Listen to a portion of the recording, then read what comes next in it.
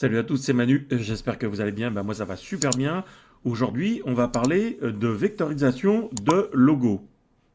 On va commencer par une des étapes les plus simples, c'est la vectorisation automatique.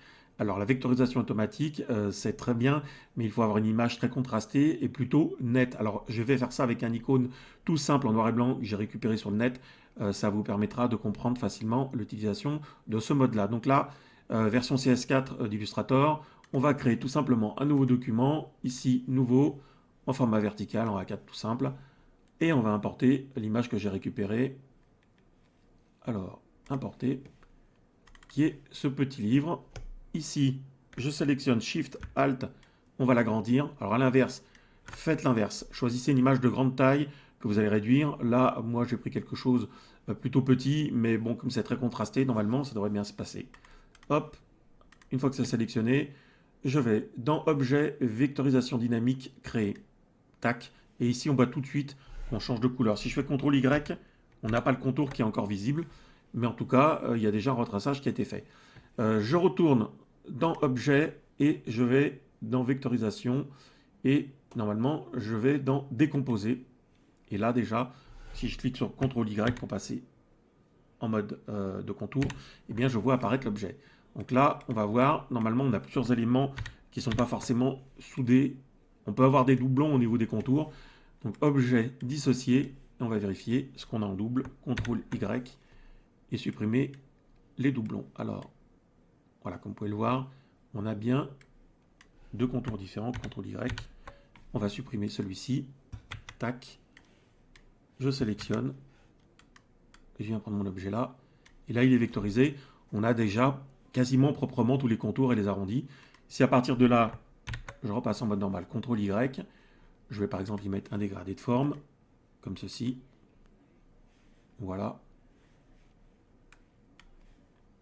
Alors on va peut-être le sélectionner en premier, et voilà. Ici on va prendre une couleur un petit peu plus claire, plus foncée plutôt, voilà, comme ceci. On va y rajouter un contour, et voilà un contour. Et là on va modifier un tout petit peu le dégradé, pour voir l'aspect que ça peut lui donner.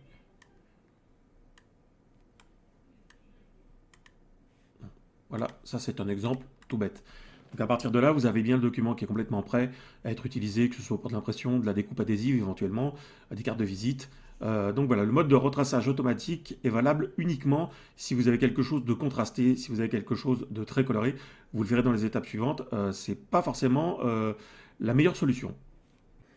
Alors on va commencer par créer un nouveau document. Donc on va rester en mode standard, A4, OK, on valide. Et ensuite, on va venir importer la pièce qu'on veut retracer. Voilà. Alors, c'est le document que j'ai là. C'est un PNG. Voilà l'image. Donc, on essaye de se mettre chaque fois sur des calques différents. Donc, celui-ci, on va le nommer. On va le laisser en calque de fond. Ça va être le calque principal qu'on va verrouiller. Alors, l'idéal, bien sûr, quand on retrace comme ça des éléments, c'est de mettre chaque élément sur un calque et de verrouiller les calques au fur et à mesure pour éviter d'avoir les déplacer une fois qu'on a terminé de retracer la forme. Voilà. Donc là, on va placer les axes pour pouvoir retracer le rond central. Voilà, on se met à peu près. C'est pas obligé d'être extrêmement précis. Et après, on vient se placer au milieu. Donc on sélectionne l'outil au milieu avec Shift et Alt pour pouvoir faire un rond mothétique. Et voilà, comme ceci. Donc voilà, première forme, c'est pas grand chose, mais on a déjà un rond. Ok.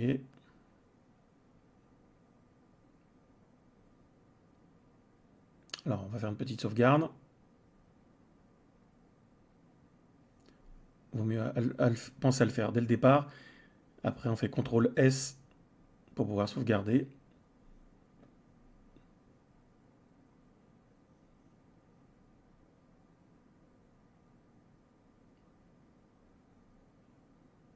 Et on valide.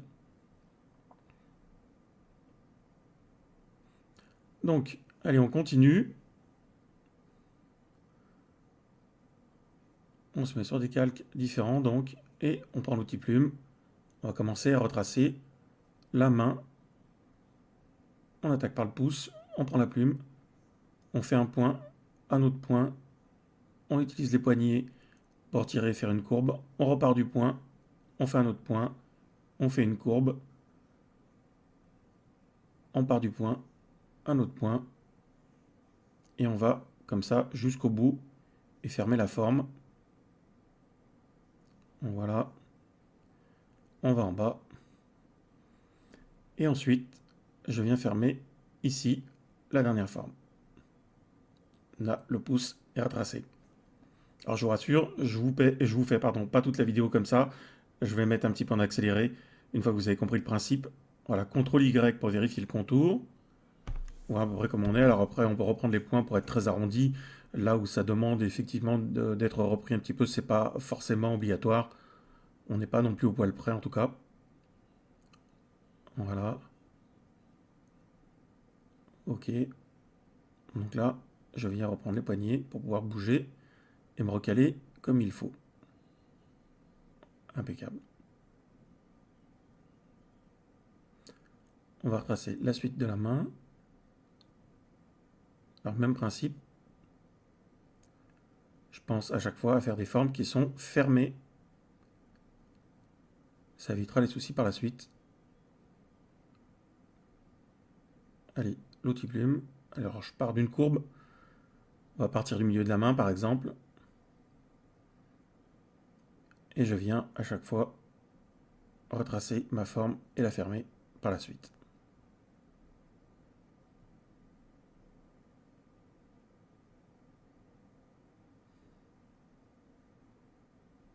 Voilà, un autre point ici, par exemple. Alors en général, c'est bien de mettre un point sur les arrondis.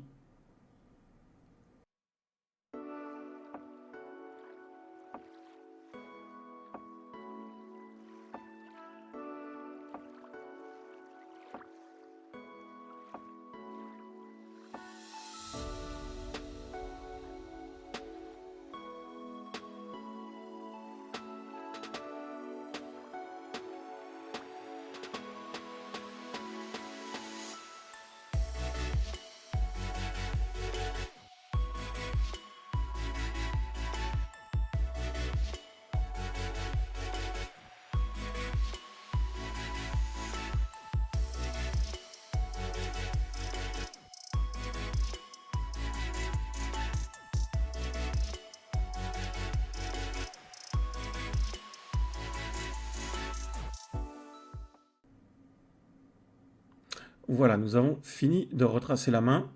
Donc maintenant, on va s'attaquer à d'autres formes. Donc on continue avec les sourcils. On essaye à chaque fois d'y placer sur des calques différents. En tout cas, après, on jouera avec les superpositions, premier plan, second plan, arrière-plan, si jamais on est mal placé. Voilà, un point, un autre point. Hop, je fais une courbe, comme ceci. Et je viens fermer ma forme à chaque fois. De manière à obtenir des objets fermés. Voilà. Donc là, il y a un petit peu à retoucher la courbe. Je prends ma poignée. Hop. Alors, on n'est pas obligé d'être super pointu non plus. Vous voyez, on peut déplacer le point après par la suite. Voilà. Ok. Et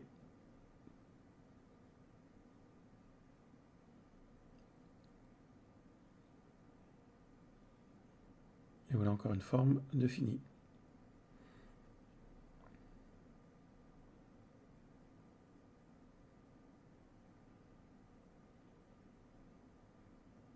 CTRL Y. Je bouge un peu mon point. Alors je chipote là. Vous n'êtes pas obligé d'en faire autant, bien sûr. Et là, on continue. On va passer un petit peu en accéléré. Parce que le principe est le même.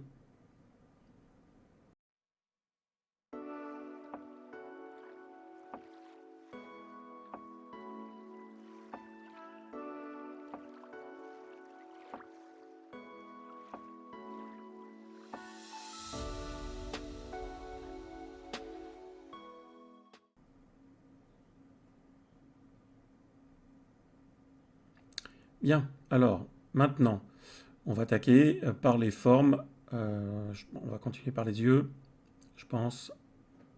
On va voir comment s'y prend. Alors, vous utilisez donc l'ellipse. On va partir à base d'ellipse, tout simplement. Qu'on va, au fur et à mesure, superposer. Voilà. Je mets directement la bonne taille. Bon, ça, c'est assez facile à faire. Comme ceci. Ok, impeccable. Ensuite, on va utiliser une autre ellipse ici pour faire la découpe. Alors, on va utiliser les outils qu'on appelle les Petfinder. Je ne sais pas si on trouve ça aussi sur Inkscape. Donc là, c'est simplement de couper un objet avec un autre objet.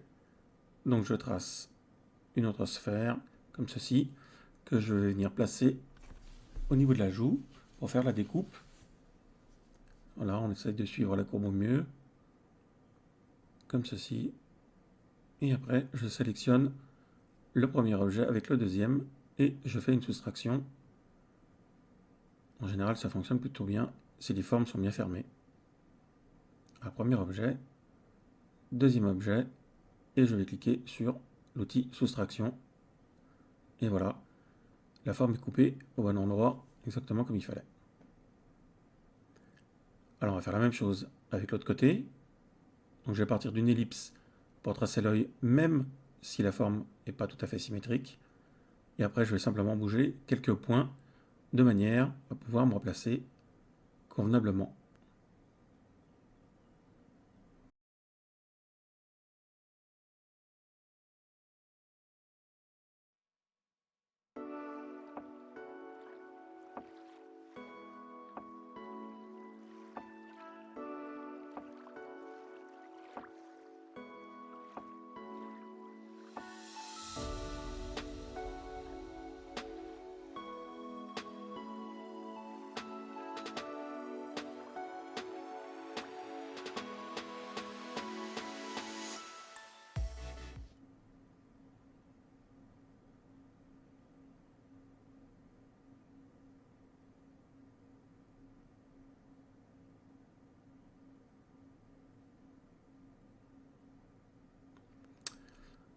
Voilà, donc pour l'instant, on n'est plutôt pas trop mal.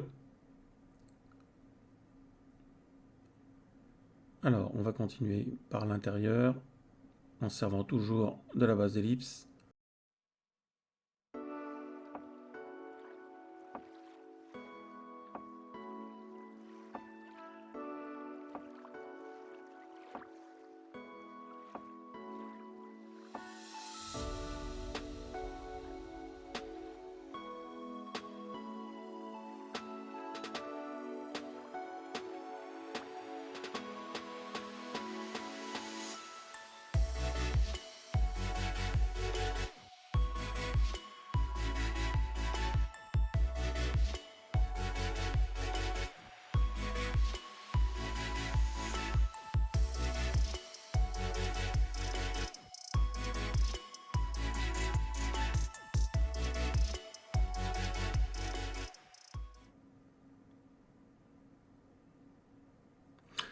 Ok, ça avance, on commence à avoir quelque chose qui prend forme. Alors là, on va retracer sur le côté les parties qui vont représenter les ombres.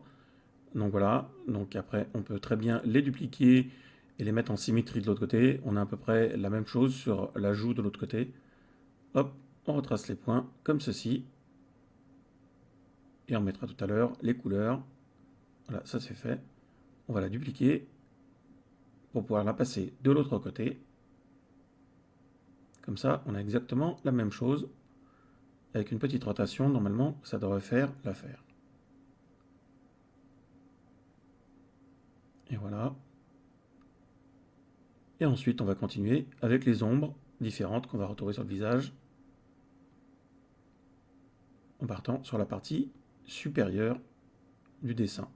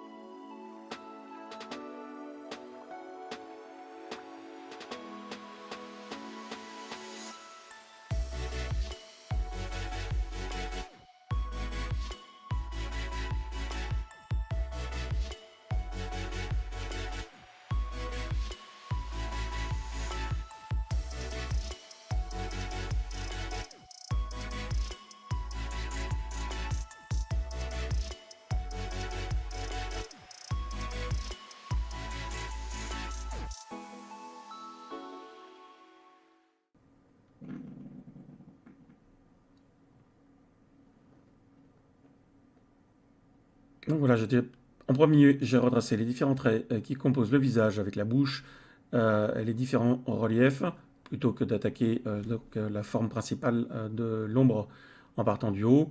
Donc voilà, donc maintenant, retraçage de la langue, toujours pareil, point, point, poignet, de manière à créer les arrondis. Et je pense bien à fermer les formes. J'essaye repasser pardon, sur les traits déjà existants quand je crée une forme comme celle-ci que je vais être obligé de refermer en suivant la courbe de la bouche.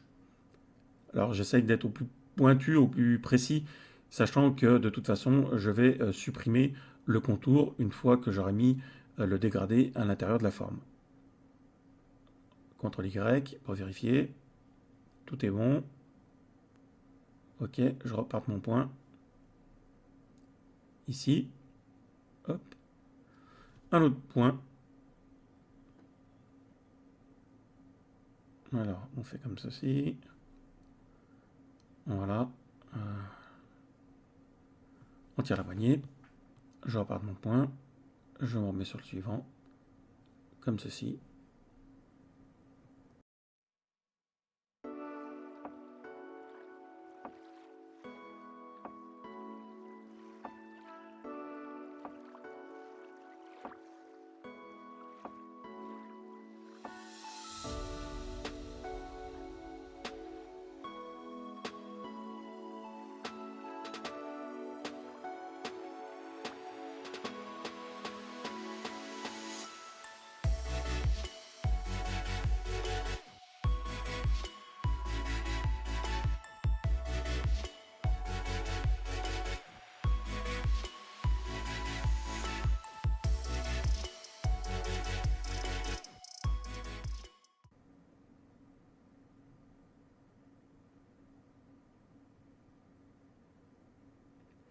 Voilà, donc on va créer maintenant les petites parties d'ombre sous la bouche.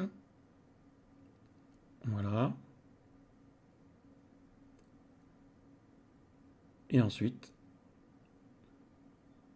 on continue tranquillement.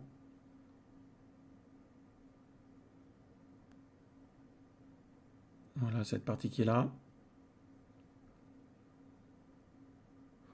On va attaquer l'ombre du haut, ici. Et la plus importante, celle qui va donner l'effet de la forme arrondie. Voilà.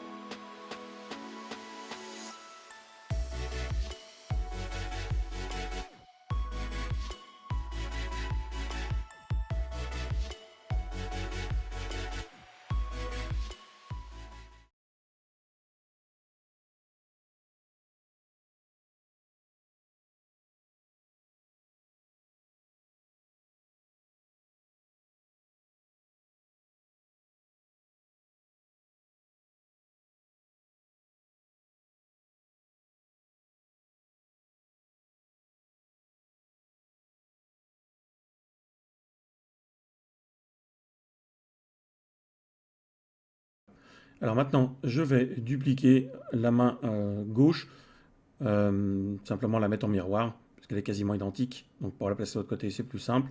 Il y aura juste une petite rotation supplémentaire à faire. Voilà. Donc pas grand chose. On part sur la même base. J'aurais pu le faire une fois qu'elle était colorisée, mais bon, je le referai par la suite.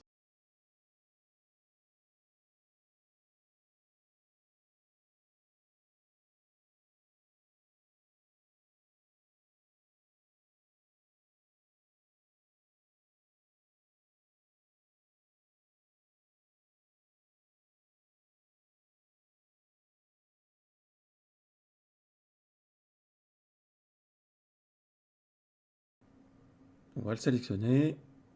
Je le déplace. Comme ça sera plus pratique pour la mise en couleur, étant donné que maintenant, tous les traits sont refaits. Alors, on va travailler avec des dégradés linéaires et radiales pour donner ces effets de couleur. Donc là, il va falloir bricoler un petit peu avec les teintes jusqu'à ce que vous trouviez quelque chose qui corresponde le mieux en sélectionnant dans la barre d'outils le dégradé.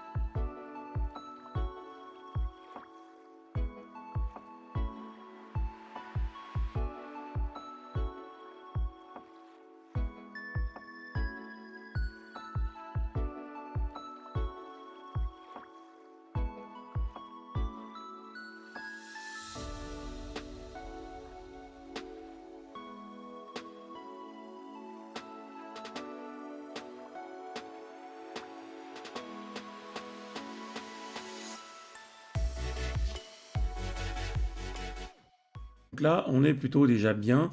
En tout cas, les couleurs se rapprochent. Il va falloir jouer encore un petit peu avec la teinte intérieure ici. On va essayer de se coller sur les teintes qu'on a déjà existantes. Et après, on va jongler soit avec les calques, soit avec les premiers plans, second plan, pour pouvoir placer correctement les formes. Alors là, on va mettre comme ceci. Hop. Non, on va carrément en remettre. Voilà, en arrière-plan plutôt. Ok, donc ça, voilà. Donc c'est déjà mieux. Donc on se rapproche. Après, il va falloir effectivement jongler avec les dégradés pour voir comment se placer avec les teintes pour être au plus proche. Je crois qu'on ne peut pas utiliser l'outil pipette sur le dégradé pour aller chercher les teintes directement sur l'image. Il faut faire cette partie-là un petit peu à l'œil.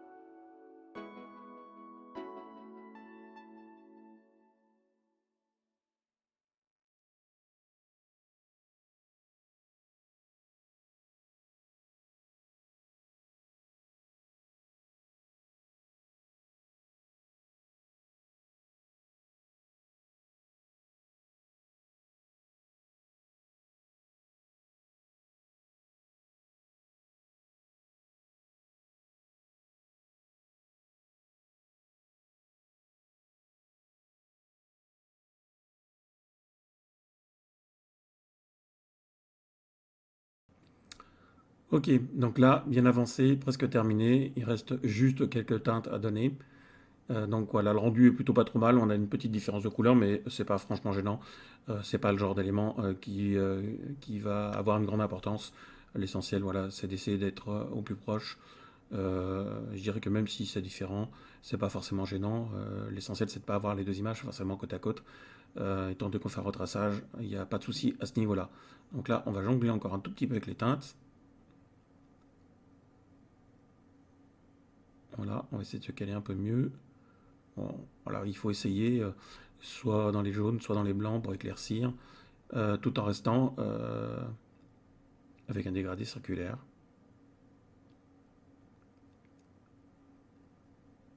Voilà, comme ceci.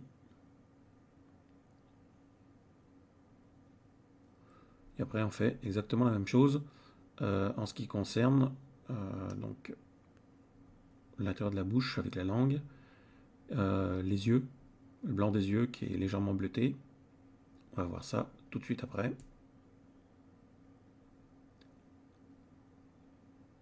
Là, la bouche est blanche. Donc là, c'est pas trop compliqué. On va mettre qu'une seule teinte. Voilà. Et on va continuer ici, tranquillement. C'est dégradé.